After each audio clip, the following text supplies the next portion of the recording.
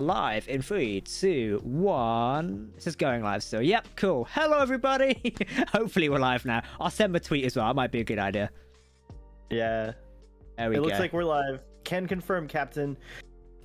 Bloody good, sir. Bloody good, if I do say so. Sensors indicate we are live. Captain? That's a lower decks one, isn't it? Lower decks, but they do like vlogging for a thing. That'd be hilarious. Everyone vlogs on the ship.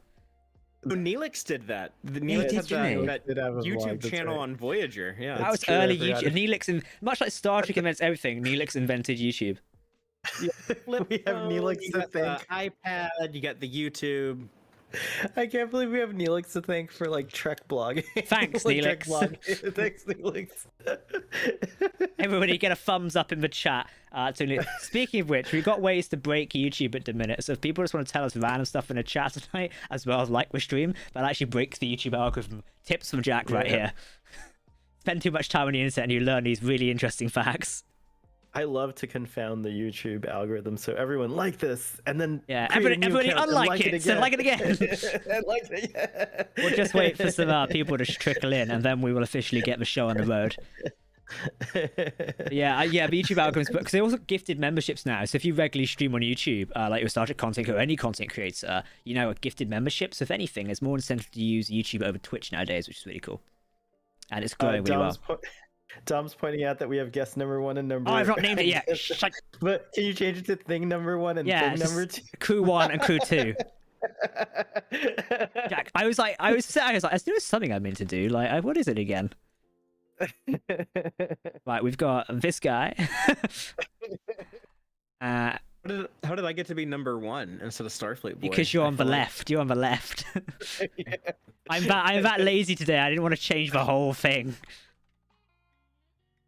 This is why we have Dom here to tell us these things ahead of time. Right, there you go. It's Text Trek, by the way. Is it TEX or is it TX? EX. Okay, cool. Fantastic. There's a hyphen in there. There's a. Oh, is there? Okay. You don't have to respect Texas. Yeah, you don't have to respect Texas. It's all right. No, I'm just kidding. Is this a bad time to say I'm not a big fan of Tex-Mex? You know what? I don't think you've ever had like true Tex-Mex. No, probably I not. won't eat it outside of Texas. I don't like hot food, as in like spicy food. So I'm kind of like outlier stuff. There's milder options, but okay, yeah, spicy food's good. It's like Nando's here in the UK. I have a love-hate relationship with Nando's. Look, this is going to sound, it's like a restaurant, they serve hot chicken and stuff like that. That's the simplest way I can give it to you. My prerogative is, and this is going to expose me being slightly middle class according to some people, is in my opinion, if you go to a restaurant and you pay money, I want a waiter to come and take my order. I should be expected to go and order it at a till. It's just a weird concept, alright? I'm going out to eat, they can come and take the order. It's a weird one, alright? It's like, I don't know, is it different over in the US? Like, do you guys go to the till to order, or does a waiter come to you? How does it work in the US? It depends on the restaurant, but most restaurants that are like, we have fast food restaurants where you go to the till. And then If it's like McDonald's, that makes sense. Yeah, exactly. But all the other, you have to wait, and and you're right, it can be really annoying sometimes to wait. It's like the assembly line stuff, like Chipotle. Where we got like sushi. Subway, where yeah, it's true. Assembly. I like that. We went out to lunch today, and they forgot half the order. So like, me and Hamish finished dinner, and his sister and brother were still waiting an hour later for food. It was quite bad. Oh boy. Right, before we make everyone hungry in the chat, let's jump into Strange New Worlds, because I am also... I was like, my tummy's grumbling. Yeah, I have got a selection of drinks next to me, like some sort of like hostess over here. I can't offer you guys any drinks. We've got a bottle of water, a tea with a tea bags on it, and half a bottle of Oasis. So that's what's on tonight. No alcoholic beverages. But welcome everyone to Trek Central Live. There's a good, transition point there for week 3 of our Strange New Worlds review, actually. It's really great to be back. We're, of course, discussing Star Trek Strange New Worlds Episode 3, Ghosts of Illyria. And the best thing is, we are joined by our regular co-host, an amazing man, Starfleet Boy. How you doing? Nice. I'm doing well. Thank you very much. Thanks for having me on again. Of course. Great to be here on a Sunday night. It is, isn't it? Is it nighttime for you yet, or? It's like, I would say it's the evening. Or okay. The late afternoon is more like what it's like. Yeah, it's just turned 9 p.m. over here, so that's where we're going from. So, which is pretty cool. Yeah. It reminds me, I need to update the times on the stream soon. That'd be a good idea. Now, also, we're joined by a special guest of the week, which is Mr. Tex Trek. How are you doing? Oh, what's up? How's it going? It's good. I'm glad we finally got you on here. Cause, did we have you on previously, like last year? I can't remember if we did. Oh, this is I believe this is my first time. And we got a cheeky little announcement in it as well. I had a weird memory that Fathery was on too. I was asking you about it, so I don't know why I thought that. But yeah, it's about time. So. I feel like we've had tons of like people on here from like Star Trek, and like I just lose track of the time. Like we've spoken to so many fantastic people from the Star Trek community. I'm like, have you been on here before? Have we spoken to you? I know we have. Maybe I can't remember. I've for sure commented in the chat before, so maybe you're thinking of that. Potentially, yeah. I lose track today. Right, I'm just going to quickly do that. There we go. Cool. Right, everyone. So, by the way, for those interested, you can get your questions into the chat and ask us anything about Star Trek Strange New Worlds, Episode 3, Ghosts of Illyria, as it's the latest episode. If you've not watched it yet, you should probably not be watching the stream or VOD, as we are going to be discussing spoilers. You have been warned. Turn away now, you crazy, crazy people. But if you have watched it, or you just don't care about spoilers because you're an absolute madman, feel free to tune in. And over the next hour and a half-ish, we are going to be talking about Strange New Worlds and having fun. So yeah, by the way, for those interesting, Dom will be back next week streaming, so be on the lookout for that, as he's not escaping it any soon. So him, Starfleet Boy, and Textrek, I believe you'll be back next week to discuss all things Strange New World Episode 4, which is called Memento Mori, I believe. There you go. There's a little tidbit of information. Could be a fun talk. Is that what the Death Eaters say? What do they say when they poke their tattoos? I have no idea. I thought it was Memento Mori, but maybe I'm wrong. Is that a Harry Potter reference? It is, sorry. Okay, I've not watched Harry Potter in ages, to be fair, in ages, before I'm lynched there. I've not watched it in ages. Fair. Tex, we have a fantastic announcement, and if you will give me the honor and privilege of announcing it, I think I can say you are joining the Trek Central team, which is really cool, isn't it? Yeah, it is an honor. I have been a fan of Trek Central for a while, and I'm happy to be joining and contributing with these great peeps. Which is fantastic. So, in case you just missed it there, we are having Textrek join our wonderful team here at Trek Central. Very recently, Starfleet Boy joined us as well as we expand our operations here on the live sort of production side of things for YouTube, which is really cool because it means we get to talk to you guys more often. And yes, he gets the hat as well. We'll be sending one of those out shortly. So, Hel, do you have yours to hand today, or is it still missing in action? Is it still too far across the desk? It's like it's just out of reach right now, but it is. I have both my beanie and my cap. Yeah, if this was a Star Wars stream, he could use the Force and get it. Unfortunately, it's Star Trek, yeah, so some strange energies here, and you can get the hat. So I need a hat. So my hair is just not having it at the minute. So oh well. We're shipping hats more than ever. But yes, Textrek is joining us. Tex, it's been a privilege talking to you recently, and obviously Starfleet Boy speaks so highly of you. So having you come and join our team to expand our live operations is going to be really fun. It's only as long as Father keeps paying me that I'll speak highly of him. As soon as he stops those bribe checks, I guess. Yeah, exactly. I sent over there. This is a sponsored video. This Tech live stream is brought to you by Starfleet Boy. My dear friend Father ad. You should do that for a laugh. Like when we announce it tomorrow officially on Twitter, just quote it, go, "Oh, I'm so happy, congratulations!" #ad. Just see if anybody picks up on it. Because there'll be someone going, "What the hell? We're in Trek Central's paid you to do this. CBS Studios, where?" You can just imagine those comments. But let's talk Strange Worlds before we get off into another ramble and everything else. Textrek, as you are special guest, what did you think of Episode 3, Ghosts of Illyria? Take it away. Tell us what you thought of it. I've really enjoyed this show all 3 weeks. I think that it's just constantly delivered on what I was kind of expecting and hoping for. And with this third episode, I wasn't sure if I liked it as much as the first two. It's kind of one that you get a different experience when you rewatch it, because so much of this episode is about the secrets that people are keeping, that Una specifically is keeping. You know, she's acting unusual at the beginning, and you don't really understand, what's going on with her glowing red all of a sudden, and why is she acting all suspicious? And then when you go and rewatch it, you can kind of understand what's going on. So upon rewatching it, I think this actually might be my favorite of the 3 episodes, and it has that great Star Trek moral of, it's a story about prejudice and about prejudging people, and that's something that Star Trek's always talked about. And I was very, very impressed this week. I completely agree with you. And I'm sure Starfleet will touch on this in a second. The storyline of treating people with respect, no matter how they're different and things like that, is once again Star Trek doing its job of talking to us as viewers. particularly is this in this day and age, there is so many different people around us, so many reasons to be different and celebrate those reasons, that we shouldn't be prejudiced against them. We shouldn't judge people. I mean, just now in 2022, we've obviously got, more people being able to come out as LGBT plus or Q plus, sorry, like for transgender and stuff like that, for example. All of this coming to fruition more and more. So like not being prejudiced and learning to understand it is a message Star Trek deserves to deliver right now. It's more important now, just as it was back 50 years ago when it first delivered that message. And I think it's fantastic it's touched on it. Also, having a pandemic story as well was a interesting choice. It's not really a pandemic, but a virus story was an interesting one in a sense. Like, ooh. But Starfleet Boy, your thoughts?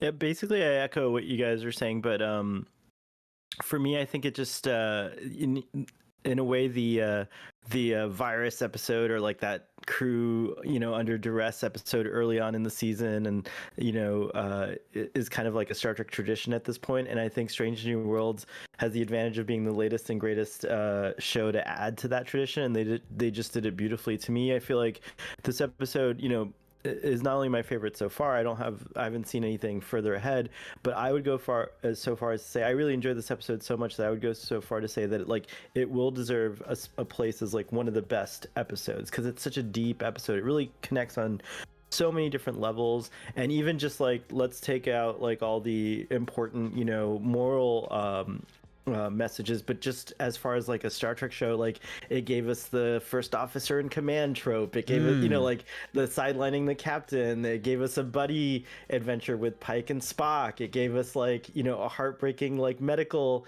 situation with Mbenga and his wife, plus the pandemic, relating to the pandemic. I also like that the previous two kind of naked episodes, this wasn't called that, so I'm the naked episodes. The naked episodes, but the previous two in the Enterprise saga, if you will, were kind of tongue-in-cheek a little bit, and I really respected that, because it's so close to the pandemic, that we didn't go that route. This took a different route and was a lot more serious and handled it a little bit differently, with a little bit more gravity or drama. And so to me, that's I'm just very fond of this episode. Every time I watch it, it gets better.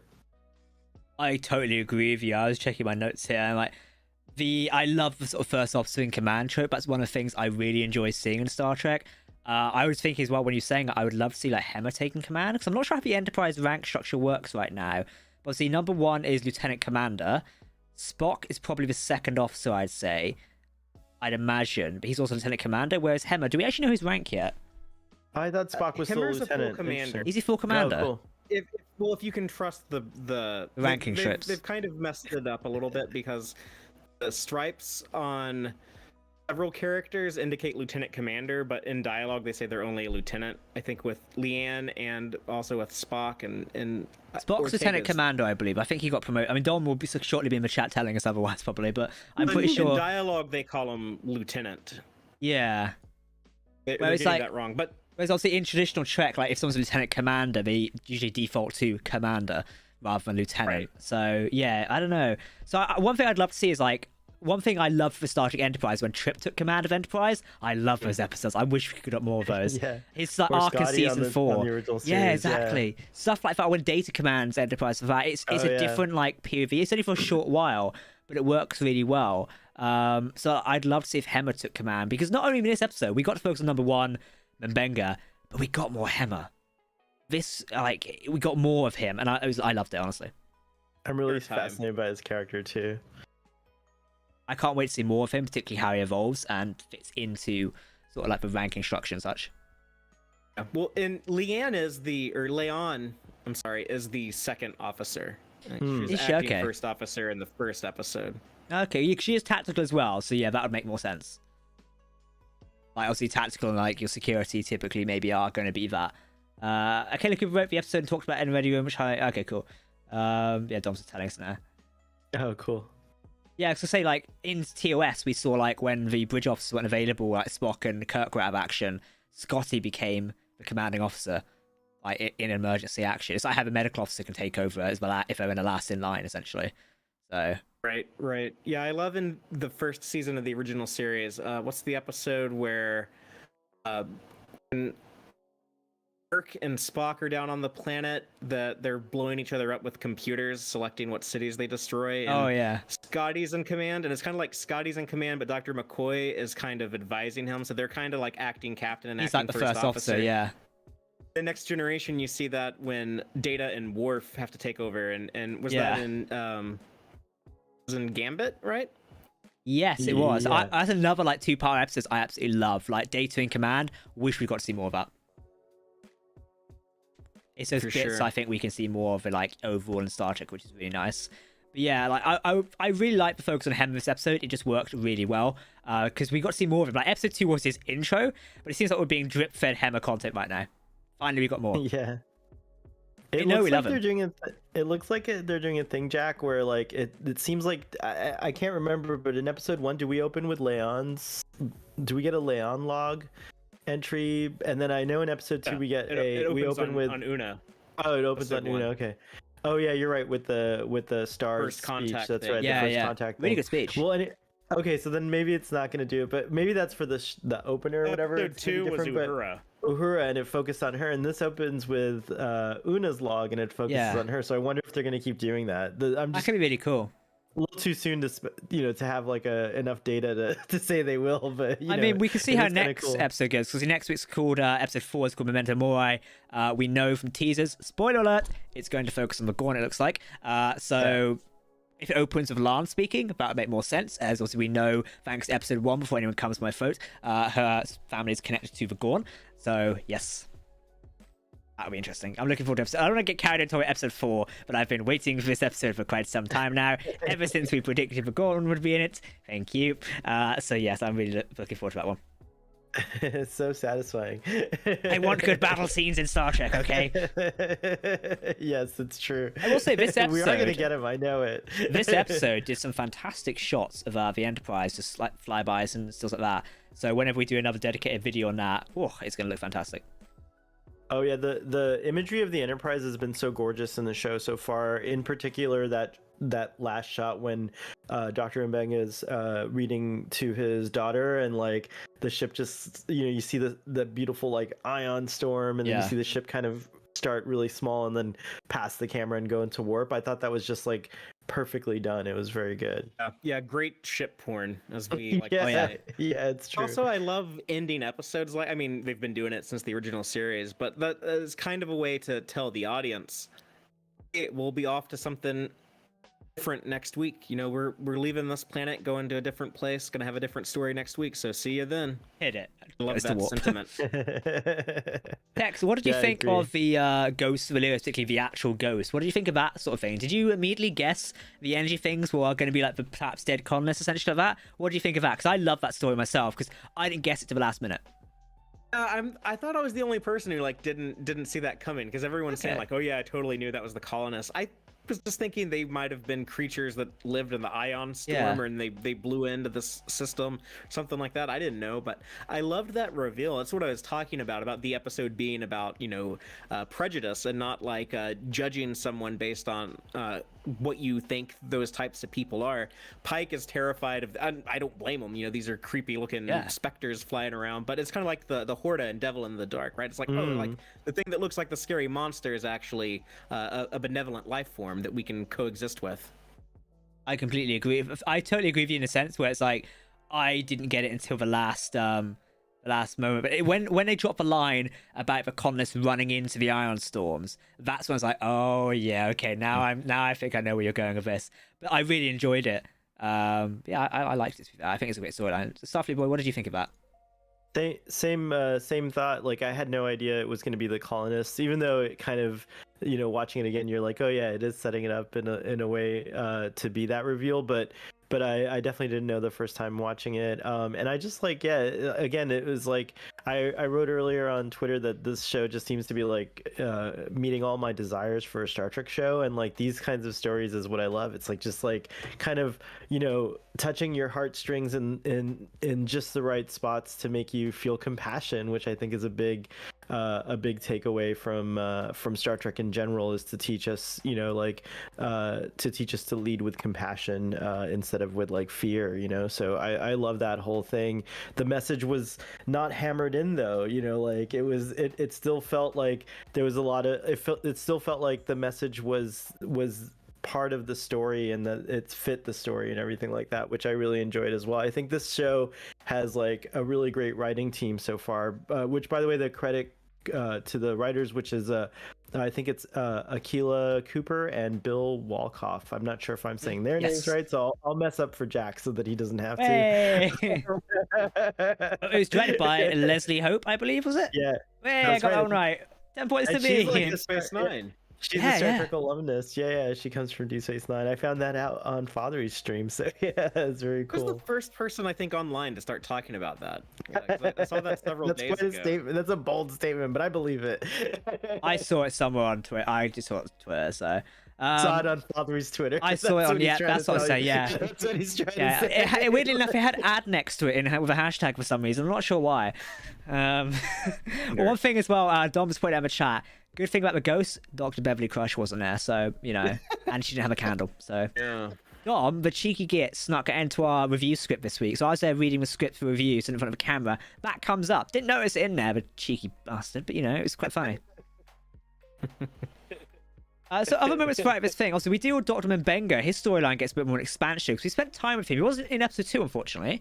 However, he was in episode 1. We got to spend a bit of time with him there. This week we get to spend more time with him and know him more personally. Tex, what do you think of Mbenga's storyline?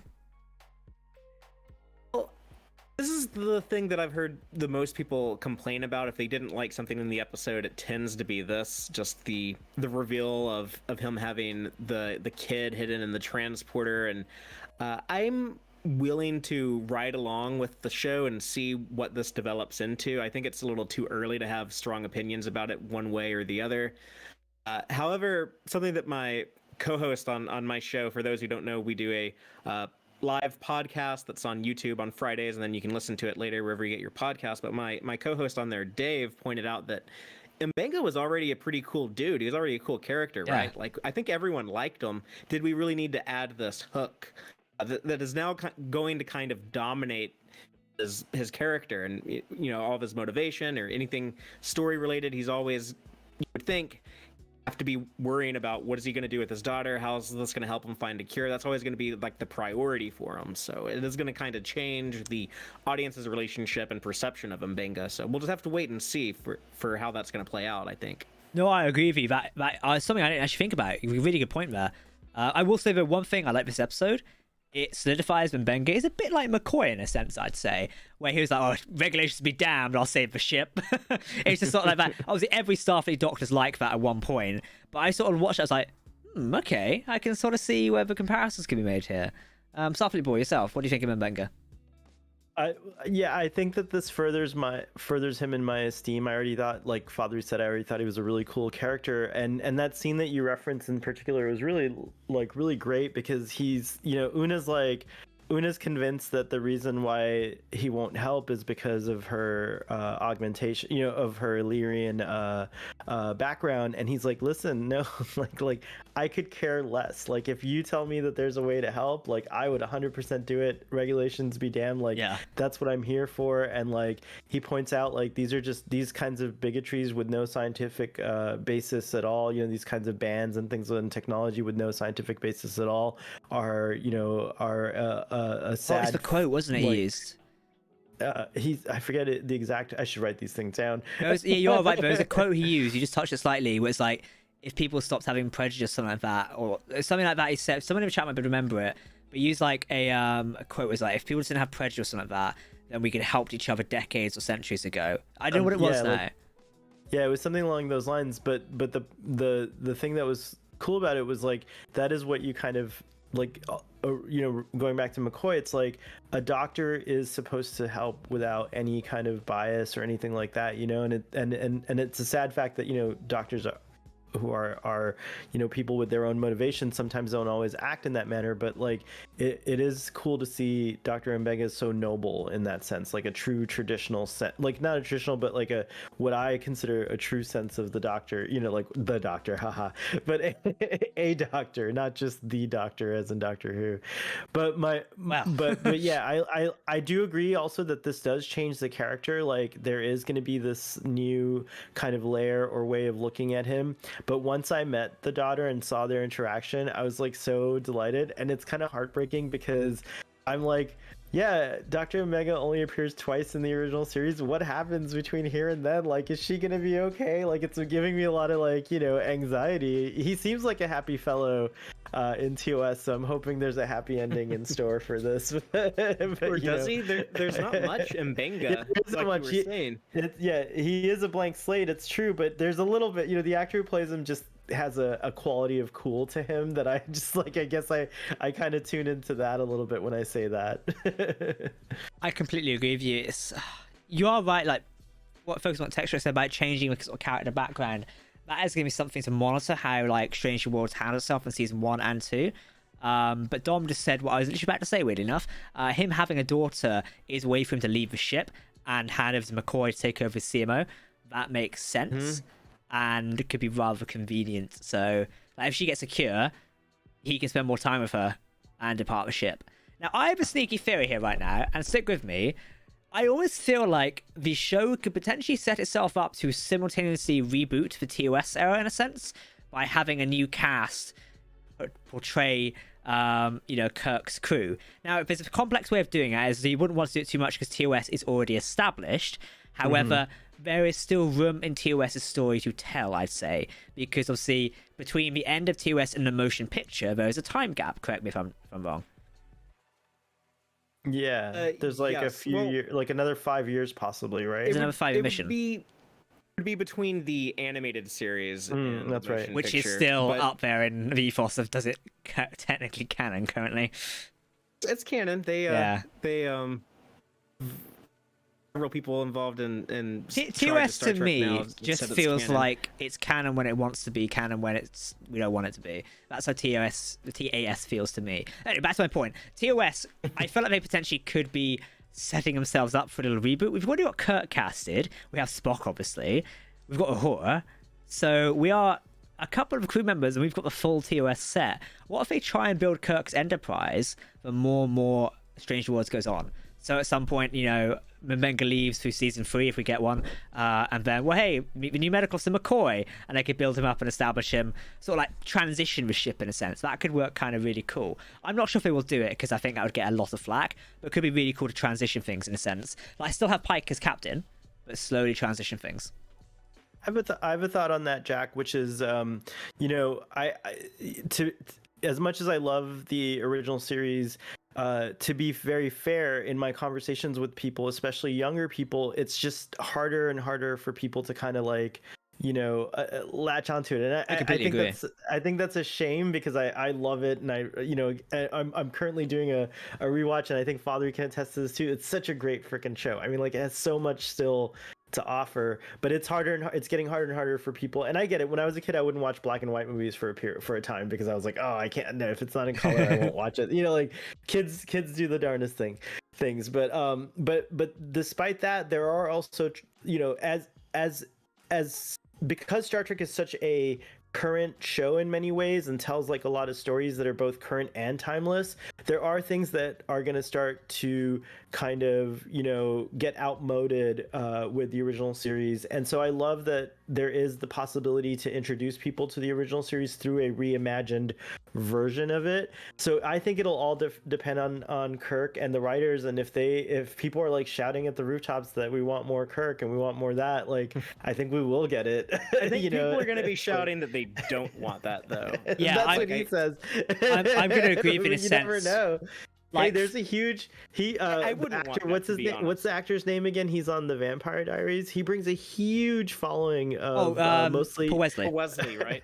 Yeah, Paul Wesley. Mostly now, I think now they're around like their 30s, but mostly like he brings a huge following of folks in their early 30s, I think, with him. So you never know. It could turn into that. I'm not, me personally, I'm not opposed to seeing more adventures of any of the legacy people. I think Captain Kirk, that was already done really beautifully in the 2009 Trek, and kind of like warmed audiences up to the idea of having more stories with these legacy characters with different actors.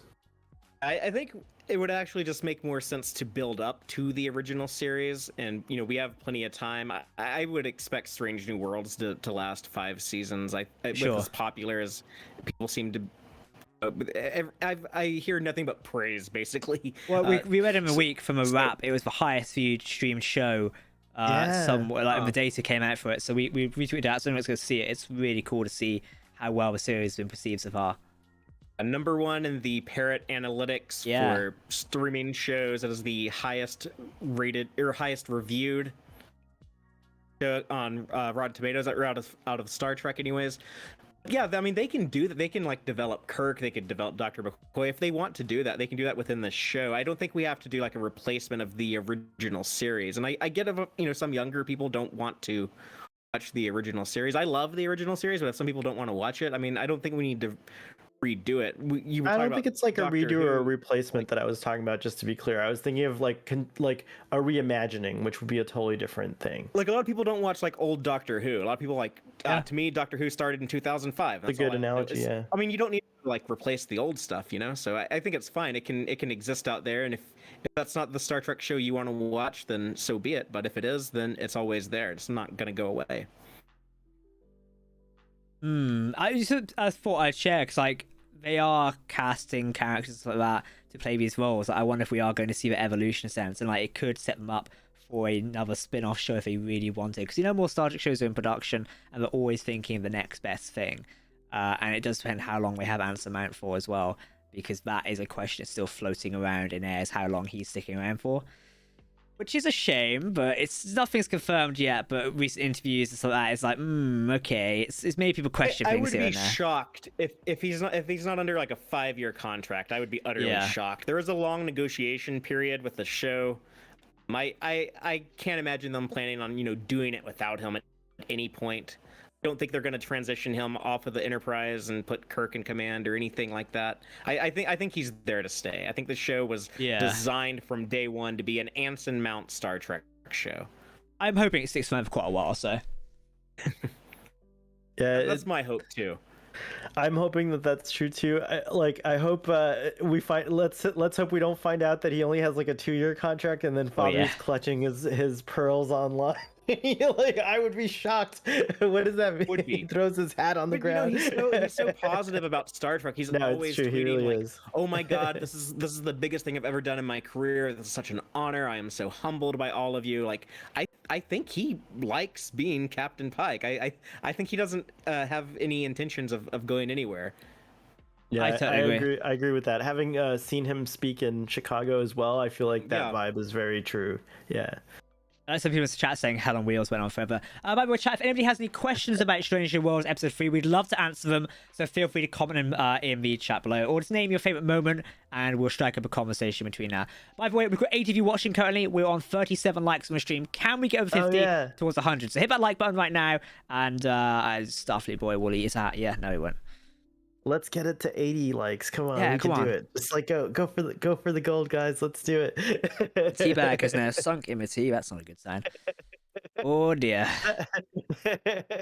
It's gonna be bitter tea for you, Jack. No, it's tea, Earl Grey, lukewarm. I made the tea in a rush, so I was like, oh balls, here we go.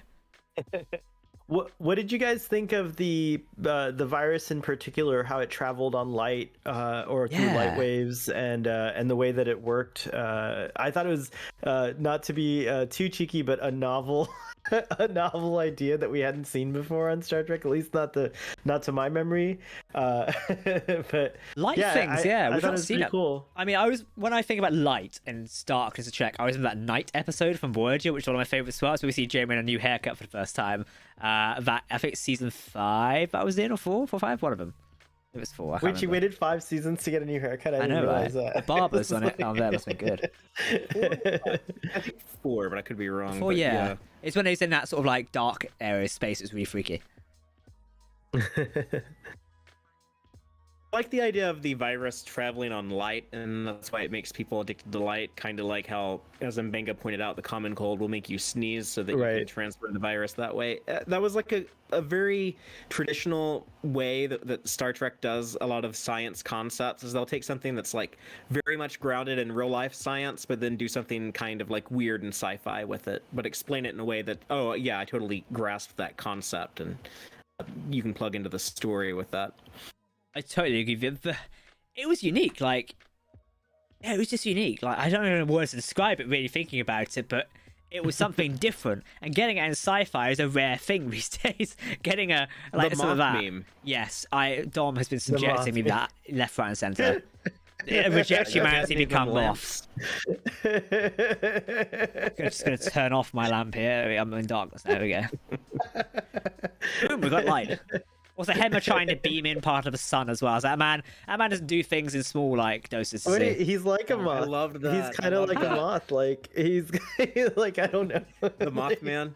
He is a little bit of a Mothman. Interesting. No, that scene was so cool because not only does it show how deadly this virus is, like people are going to be beaming dangerous material onto the ship. Like you got to get this thing under control.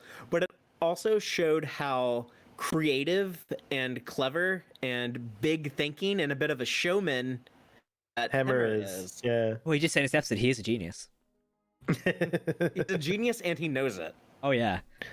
How did we I love we got a little bit of Chief Kyle. Did you catch the scene where he just snaps and his whole crew? Oh yeah, they just depart. they just like, it was just like, I love that. It's like someone should do a gif of that, the snap. I feel like that's like really, Jack. That's how you should end every show. You just snap. And we just all get up and walk away as I pull the power plug out. So we end all with TC lives now. No, what I want to do, if I had a budget for like a stream and made it more, I really want to end it by clicking a button. We just get the Q flash. And the stream just goes dead. That's it. I love that. That's awesome. That would be brilliant. I would love that. Like, other just like it's just Star Trek shit posting, but a new like degree. To be fair. At this year's DST, I want to do a panel on Star Trek shit posting. How to effectively shit post in the Star Trek community. First off, get a meme. Secondly, try hard.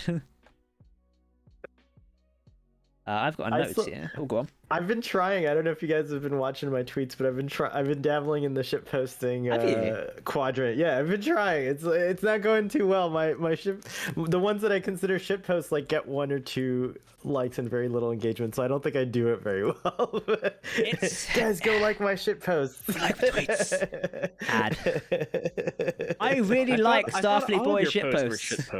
Ooh. I thought that was like all your tweets for years. You're like for real with some of that stuff?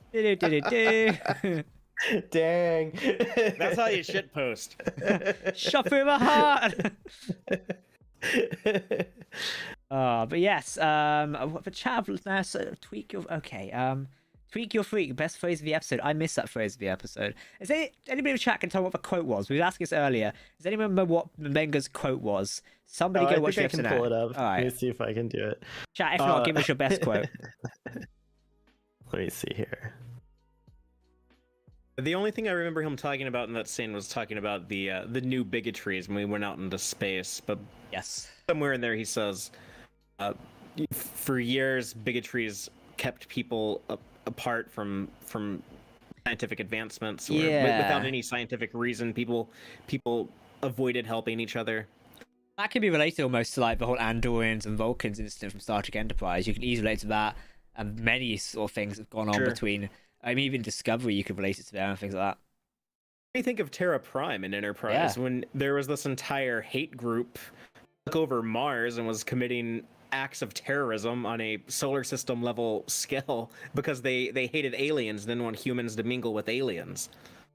What I'm amazed with that episode is I think it more like Starfleet had the Makos to their deployment, yet obviously Enterprise had to deal with it because plot.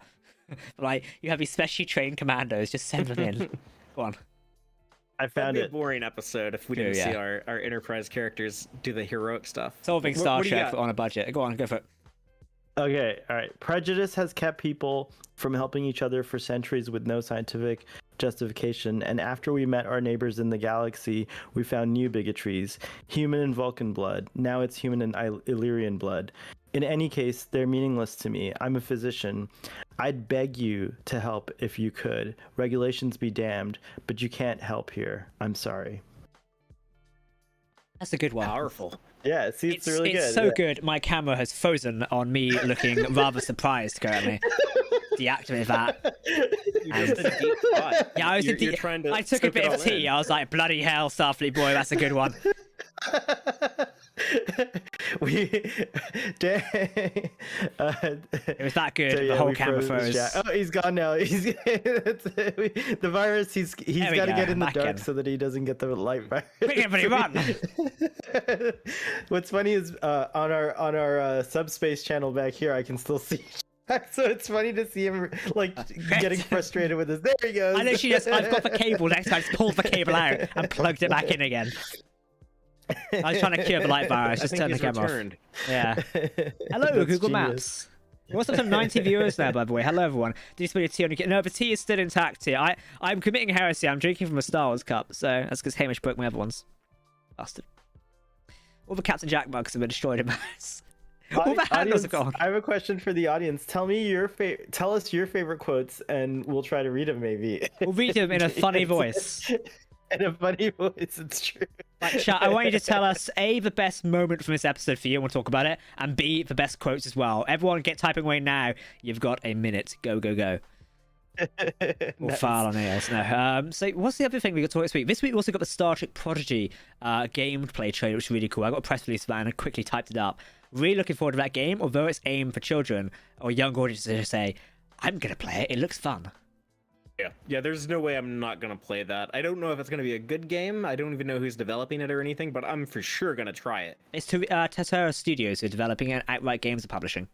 I've not played any of CBS Studios stuff before or Outright Games. How they do make sort of like other young audience games like Paw Patrol and things like that. I know a younger like relative who's into that, who they're like 5, etc. So that gives you an idea of how the games are targeted. What platform is it going to be available on? All of them? Yes, it's available on all of them currently. Oh, sweet. I think I'll download it and play it. Yeah, that's pretty cool. We're getting not just one new console game this year, but 2. Exactly. Like, when was the last time that happened? Like, it was like in the 90s, maybe. It's been a hot minute. Oh, don't play me on a trailer. Sorry, I learned an article. I was like, enter a code. No, Jamie, be quiet, please. Sorry, Dex, you were saying. The last Star Trek game I played was like the shoot 'em up on the Voyager shoot 'em up game. Oh wow! What's that called? Elite Force. Yeah, that's Force, it. yeah. Elite Force. That was the last time I played a Star Trek game, so I'm excited. I tried to play some every now and then. Like I tried to play the one Bridge Crew. They did. Bridge Crew VR was fun. Was recent. There's a cool one actually, and I should go back to it. I think Dom's the one who recommended it to me, where it's like all the legacy, all the characters from all the timeline. Is it called Timelines or something like that? Or yes, there is a Star Trek Armada as well, which explores that. It's where it crosses over everything. You might be thinking about one classic game. Maybe. You get the NX-01, Sovereign, and stuff like that, and things. No, it's a newer game that I could play it on my iPhone. It was it would be Timelines then. Or Fleet Command, yeah, that's the one. Yeah, it was pretty cool. I started playing that, but I never went back to it. I should go back to it. I was trying to build my ship or something. It was cool. It's like... So to teach us why people are typing in stuff here, I've seen one great thing we need to talk about. So the game Star Trek Prodigy Supernova is coming to Nintendo Switch, PlayStation 4, PlayStation 5, Xbox One, Xbox X, Series X, and Series S. Steam for us PC people, and Google Stadia for all the 2 people who own that console. It will be priced at a price of £34, and that is $39 or $40, give or take. By the time you add tax, it'll be about $40, and that's €40 as well. And that is due out on October 14th, 2022. So very, well, in the grand scheme of things for video gaming, very soon. We've also got Star Trek Resurgence to look forward to this year, which is coming out in 2022. There is no launch date for Resurgence this year. It is coming later this year. They were saying spring of 2022 for a long time, but it looks like that ship has gone to warp, so we don't know when, I guess. Yeah, so maybe we'll see that one sometime soon. Who knows? Hopefully it's not a delay. But it looks like it's proceeding along really nicely. Like IGN have currently got some gameplay footage of Resurgence on their channel. It looks really cool. It's still unpolished though, so maybe that's what's causing a delay. That's the one that I'm a little bit more curious about because we don't know a ton about it, but it looks pretty interesting. You know, it's back in kind of that post TNG, post Voyager era where a lot of people, really want more of the Star Trek timeline to be explored. I think there's a huge appetite for that with people who grew up with TNG, DS9, Voyager. They want to see what happens in those immediate years. They're wearing the DS9 uniforms as well. The Dominion uniforms are my favorite Trek uniforms personally. Black and grays. Yeah, I love them. They were my favorite for a long time. I am more eventually decided I partial. like the more colorful stuff. I am more partial to the Picard uniforms now, the new Picard ones.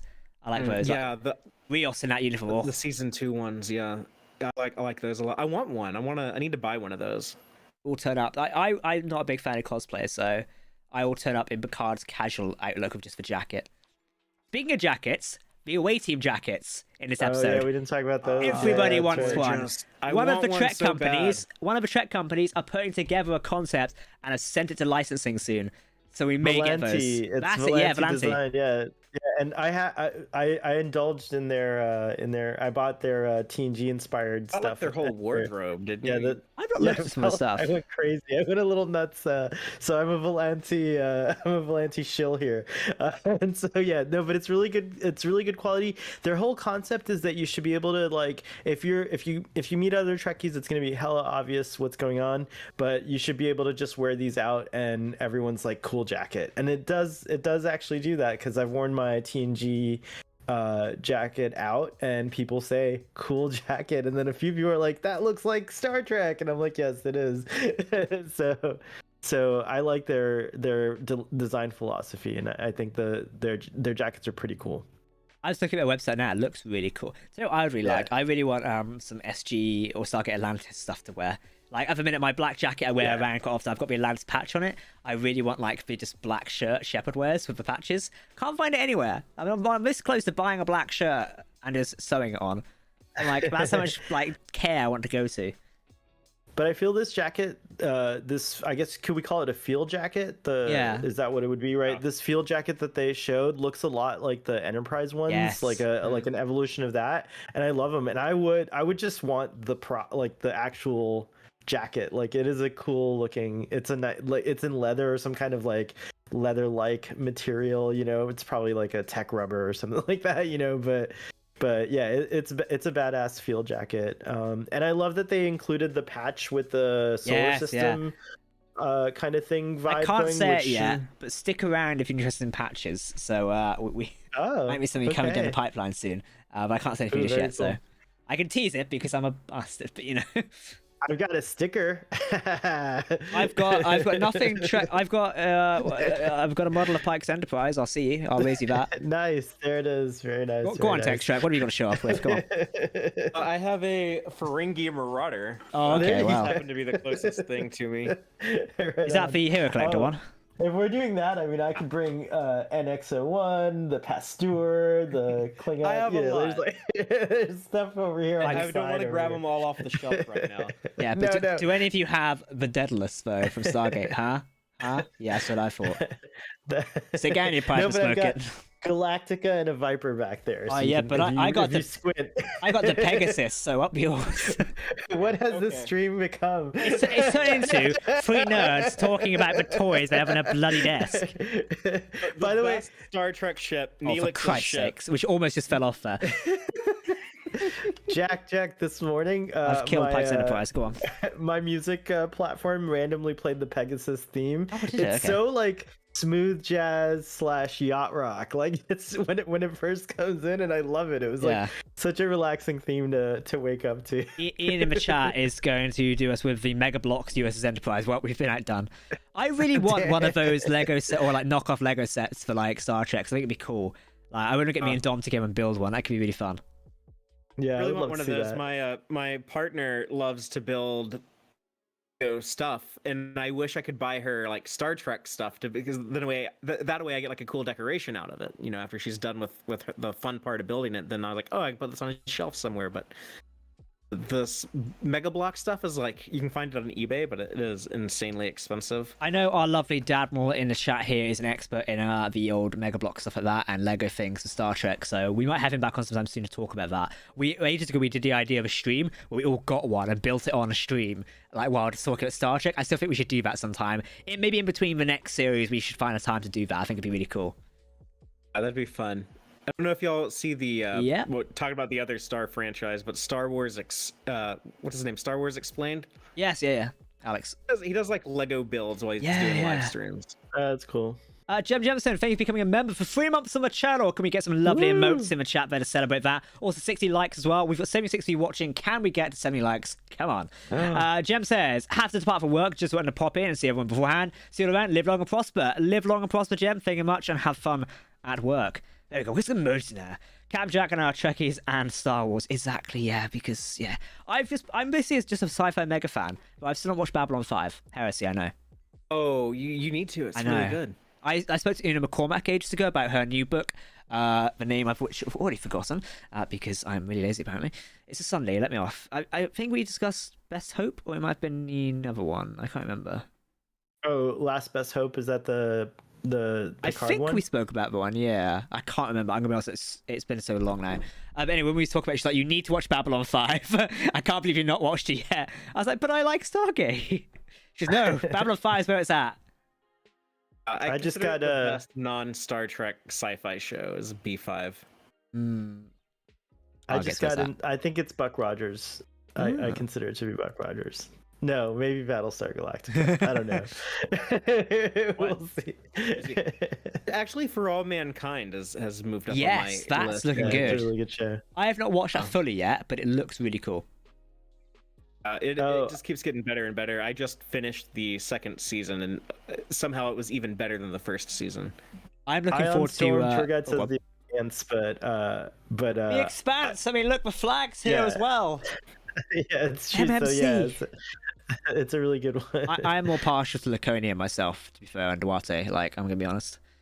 I saw how excited you were, and it made me excited. And now when they introduced him, Jesus. Yeah, you got like, I was like, oh, I got. Like, I knew they were like teasing us with it. They were giving us a cheeky tease, I call it. When they actually gave us Duarte, I was like, you magnificent bastard. I know I say that quite a lot to me. Like, Jesus, that was a lot.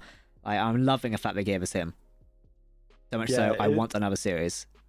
I hope we get it. It was a really nice tease. It did the same thing I feel like Captain Pike did for. The camera's frozen again, for God's sakes. Now I look even more surprised. I'm looking at something. It's something I'm doing around here. It's just freezing the camera. It's the Illyrian. It's the Ion Storm. Ion Storm. You remember when Pike tried to call the ship? What was the name of the planet? The planet had a cool name in this episode. 9. Which I think that is from Egyptian mythology. Oh, very I don't nice. really know what that. I don't really know exactly what it is, but you know, that's pretty cool because like it did have the vibe of like excavating, you know, the archaeological, which surprisingly Sam Kirk was out of commission on this one. He should have been all about that. Yeah, but it had that vibe with like injuries. What? Yeah, it could be actually. Yeah, but he wasn't in sick bay.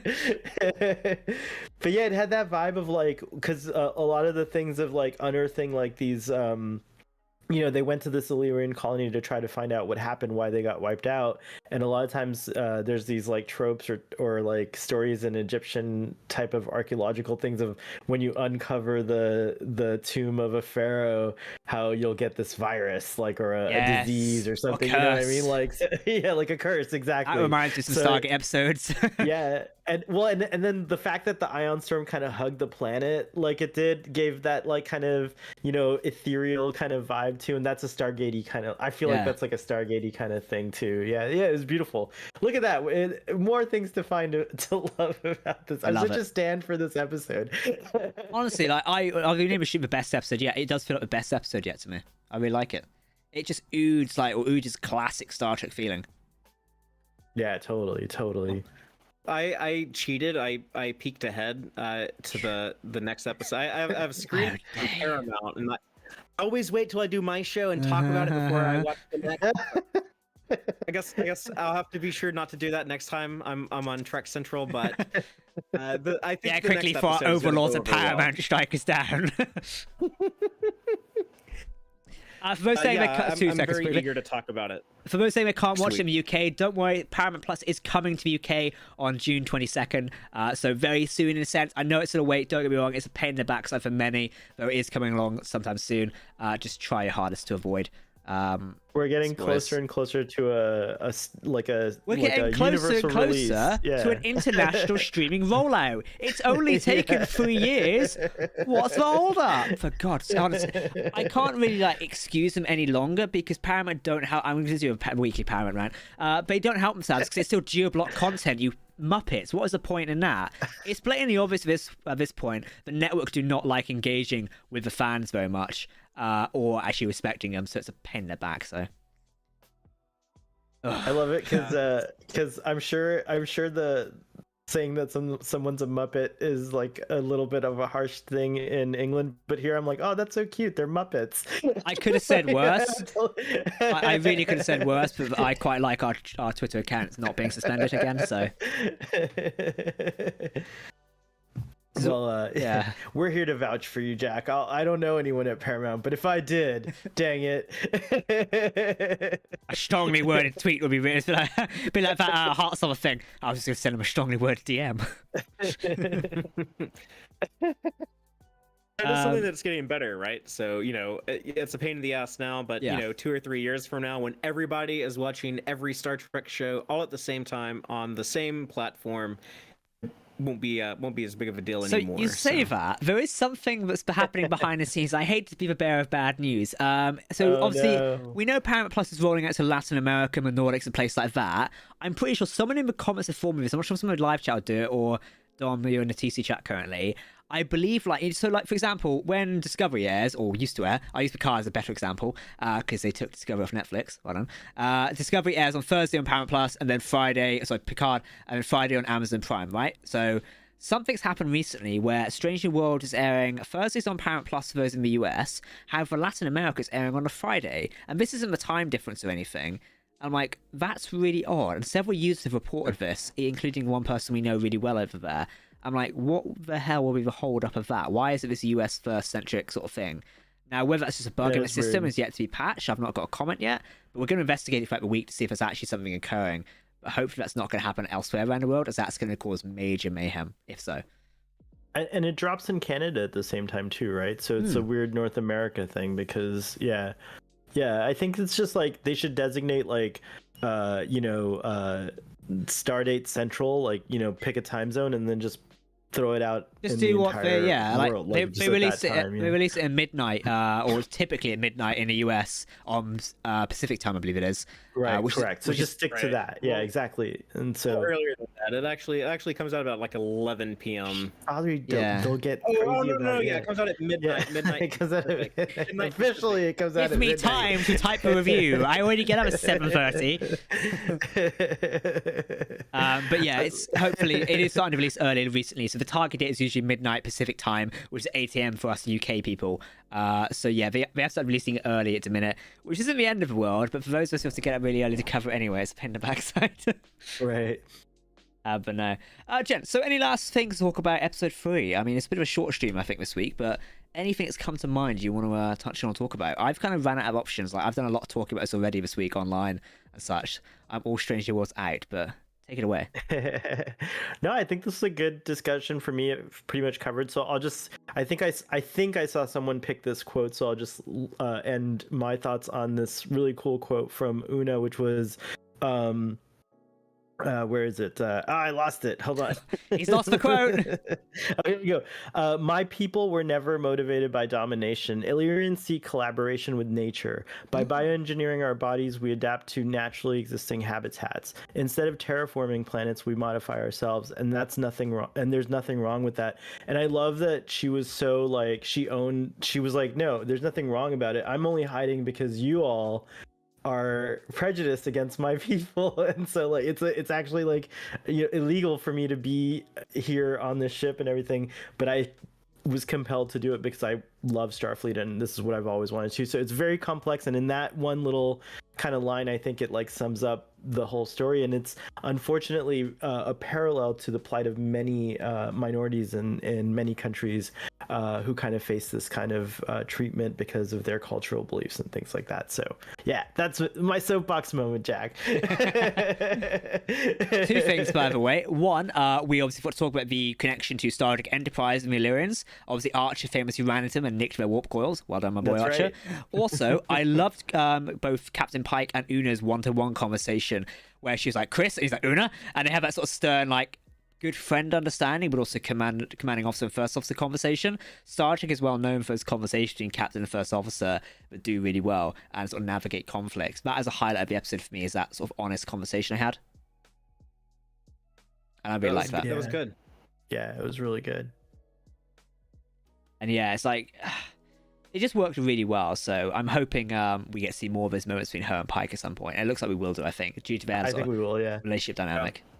He goes to bat for her too, which I thought was a really good thing. Like and they all, and so that it like creates a culture of, I think Jill said it earlier in your audience, like of having another person's back, looking out for one another, which is really good. It's better. And I like that.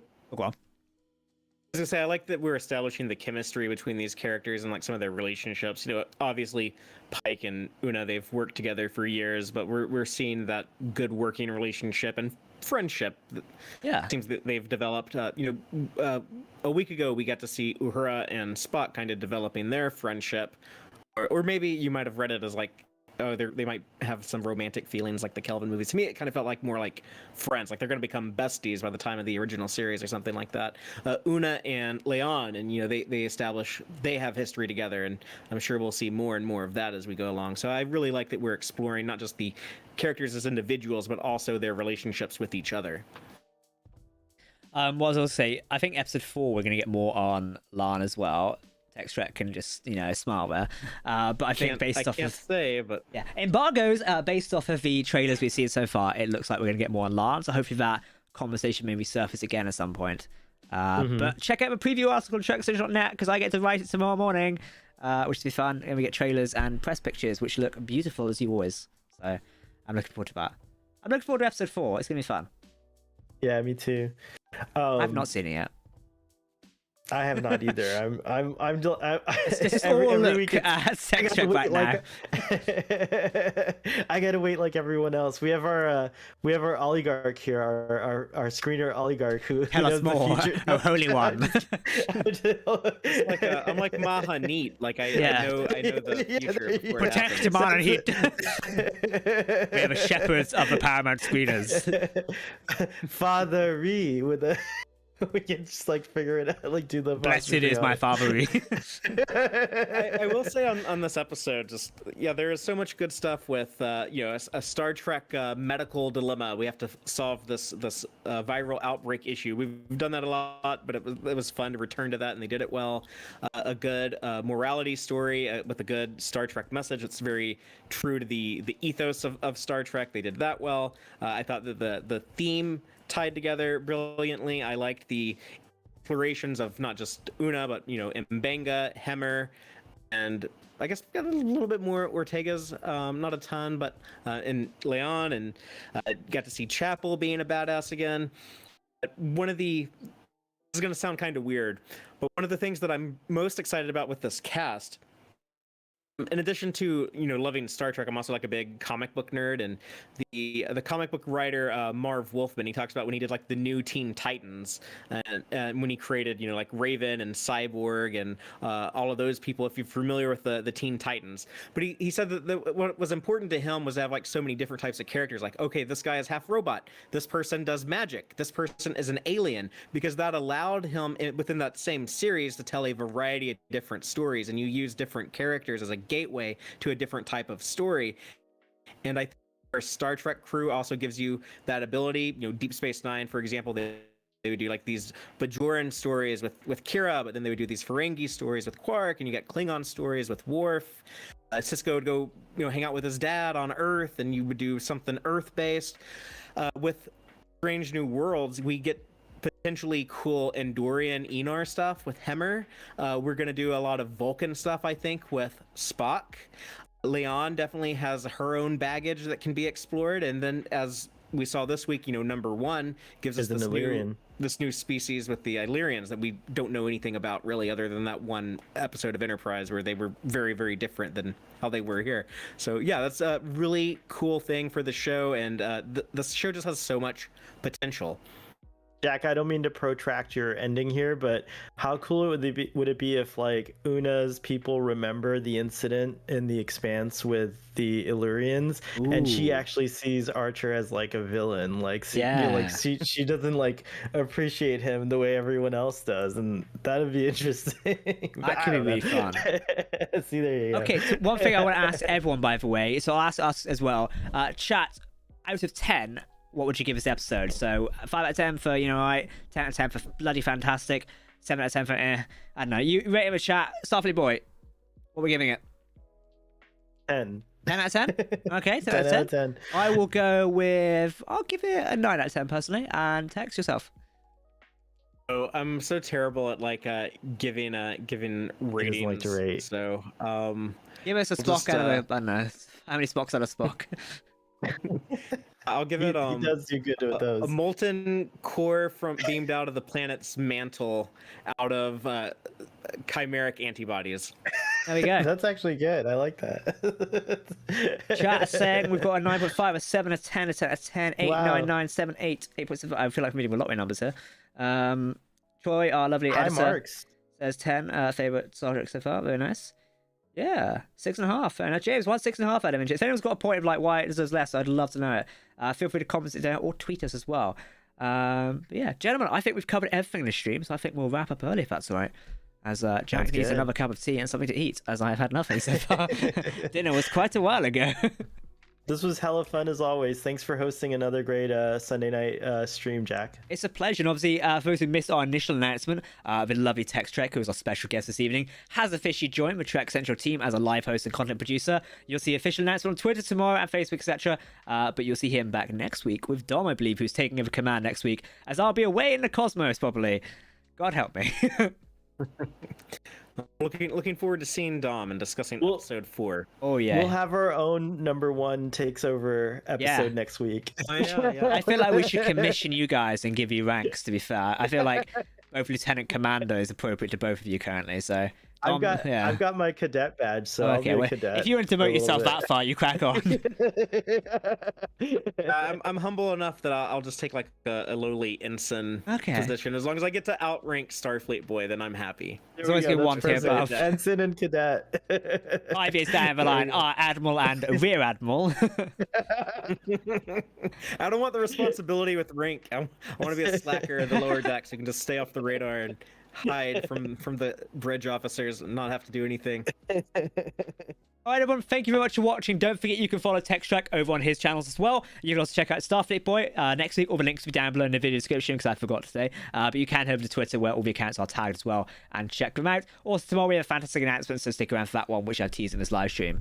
Gentlemen, it's been a pleasure as per usual, and we'll see you very soon. And if you want to give me a quick Vulcan salute, we will say goodbye to the stream. All right, everyone, live long, prosper, my Trekkies, and goodbye.